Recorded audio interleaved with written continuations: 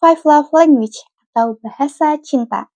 Tapi sebelum kita bedah, ada satu fakta yang harus kamu tahu, yaitu love language adalah sifat asli. Jadi, love language itu bukan pencitraan.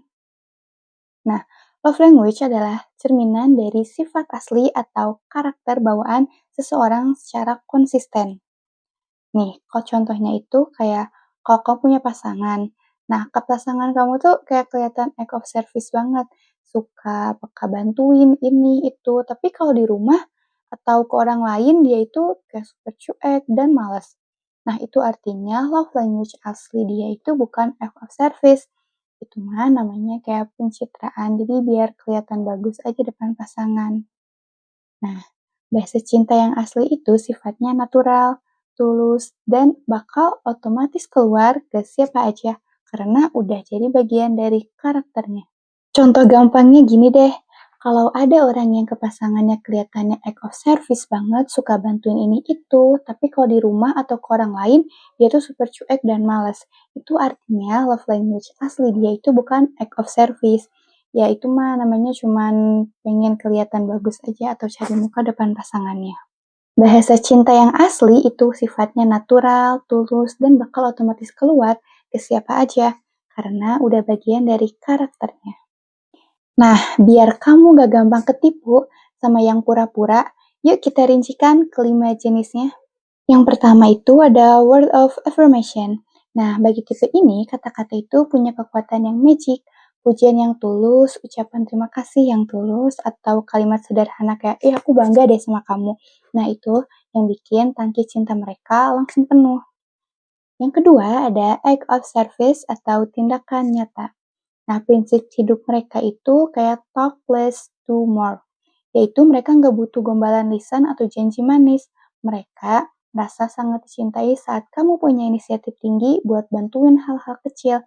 Kayak jemput pulang, terus juga masakin masakan pas mereka lagi sakit, atau beresin tugas tanpa perlu diminta.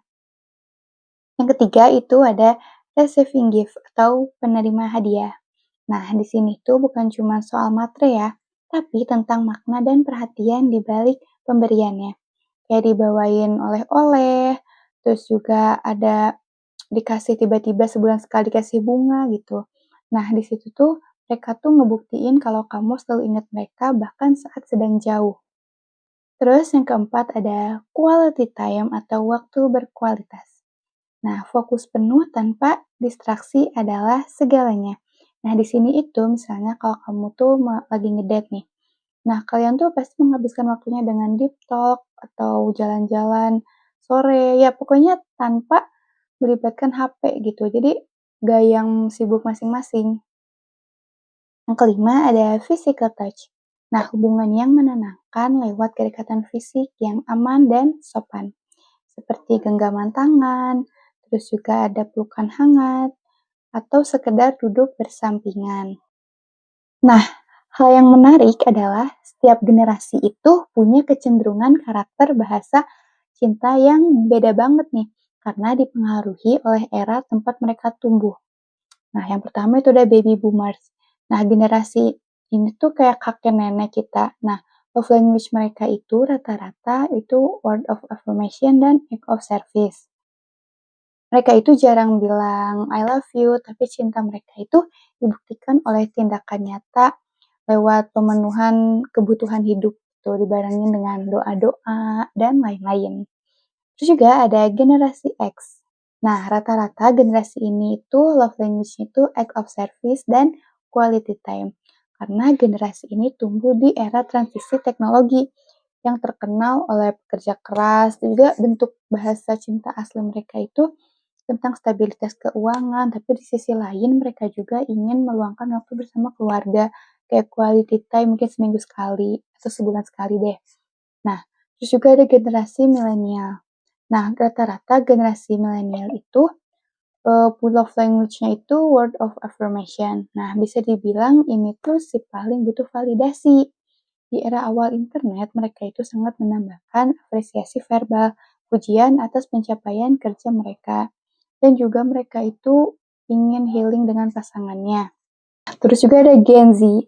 Nah, Gen Z ini unik banget karena mereka itu cenderung paket komplit, alias mereka mah diborong semua love language. Mereka tuh suka dibantuin, suka ngasih hadiah kecil, suka quality time.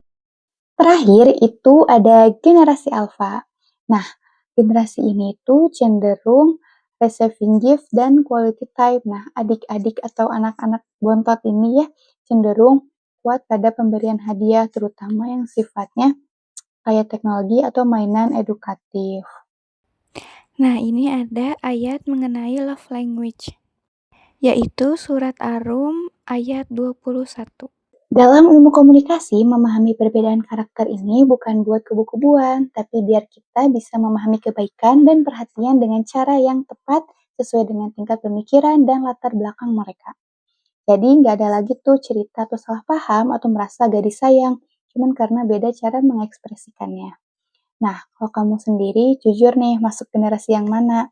Dan apa love language asli yang paling dominan di diri kamu?